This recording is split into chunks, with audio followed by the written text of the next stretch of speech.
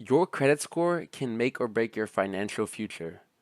Buying a new car, renting a new apartment, or even applying for a job, all of these become easier with a strong credit score. But with so many credit card options out there, where do you even start? Today, we're going to discuss the best beginner friendly credit cards, how to increase your credit score, and most importantly, the biggest mistakes to avoid which will hurt your credit score. Let's get into it. Before we talk about the best first credit card, let's talk about why your credit score is so important. First things first, there's loan approvals and interest rates. Whenever you have a higher score, you're more likely to get approved for a loan and get a lower interest rates. Now, the difference in interest rates, even if it's 0.5% to 1%, can make huge changes in the amount of interest you have to pay. For example, let's take a look over here at this payment calculator. If we were to take a loan for $300,000 for a loan term of 30 years at an interest rate of 7%, we would pay a total interest of $420,000. Now, let's just assume a 1% increase. If you had a lower credit score, you're more likely to get a higher interest rate. So with an 8% interest rate, you're paying $492,000 in interest. This is a difference of almost $80,000 that you're going to be paying an extra interest rate just for having a lower credit score. Now, your credit score also can affect your job applications, your apartment applications, because often your employers and landlords will check your credit score to see if you're a good fit who's going to take care of your duties on time, right? And not to mention, when you have a better credit score, you get better rewards through your credit cards. Now let's talk about what actually makes up your credit score, starting with payment history, which accounts for 35% of your credit score. This is as simple as paying in full and on time every single time. Here, you want to make sure you avoid any late payments and that you don't borrow more than you can handle, or else it will hurt your credit score. Next up, we have credit utilization, which accounts for 30% of your credit score, and this is as simple as using 30% of the total credit assigned to you. So, assuming that I can borrow up to $10,000, I wouldn't want to borrow more than $3,000 because then I'd be overstepping the 30% limit and it will start hurting my credit score. Next up, we have credit history length. This is basically the age of your credit accounts. So, the sooner you start, the more beneficial it will be for your credit score. Next up, we have new credit inquiries, which accounts for 10% of your credit score. This is any applications for credit cards, auto loans, mortgages. They do a credit check on you, and those credit inquiries are seen on your credit report. The more of these you have, the more damage you're doing to your credit score. You never want to exceed doing more than 5 in a time period of 2 years. Next up, we have credit mix, which accounts for 10% of your credit score. This is basically having different types of credit, which is loans, cards, and other things. Now, as a beginner, we're just going to focus on building your credit score through using credit cards. Now that we know what makes up our credit score, we should know that credit score ranges from 300 to 850, and our goal should to always maintain a credit score of at least $700.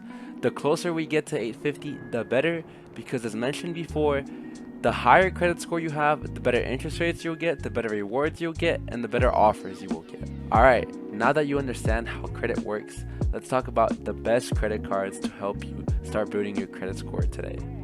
First off, we have the Discover It credit card. This is hands down the easiest beginner credit card to get approved for. You get 5% cash back on rotating categories which change every 3 months. These could be things such as gas, groceries, drugstores, or even Amazon.com. In addition to that, you get 1% cash back on everything else that's not within these categories. And Discover has a welcome offer where they match every single dollar that you get cash back 1-to-1 for the first year that you are with them. Next up is the Chase Freedom Unlimited. With the Chase Freedom Unlimited, you get no annual fee, unlimited 1.5% cash back, 3% back on dining in drugstores, and 5% back on travel purchased to the Chase Travel Portal. Not only that, with the Chase Freedom Unlimited, you get an amazing welcome offer, which is if you spend $500 with the credit card in the first 3 months, you get $200 back in cash back. Now that you have your first credit card, here's how to use it wisely so you can actually build your credit instead of ruining it. 1. Always pay in full. Carrying a balance means that you're going to have to pay interest, and why would you want to pay interest when you could be building your credit score? Next up is set up auto pay. The easiest way to remember to always pay off your credit card in full is to do it automatically. So just set up your auto pay and you'll never have to think about paying your statement balance again. Third is to keep your utilization under 30%. As discussed before, if you have a credit limit of $1,000, you never want to exceed spending more than $300 at once on a statement balance. And the most important one, only use your credit card on essentials. This is things such as monthly subscriptions, your groceries, your gas, and your bills. Spend on your credit card things that you need to spend on, that you were going to spend on anyways. A great way to do this is maybe if you have a Spotify subscription, put it on your credit card. This way, not only do you get to automatically pay it off like you would anyways, you also get to build some credit score with it and get some benefits out of it as well. Now, here are some credit card mistakes to avoid. Number 1, carrying a balance. You do not need to be in debt on your credit card to increase your credit score.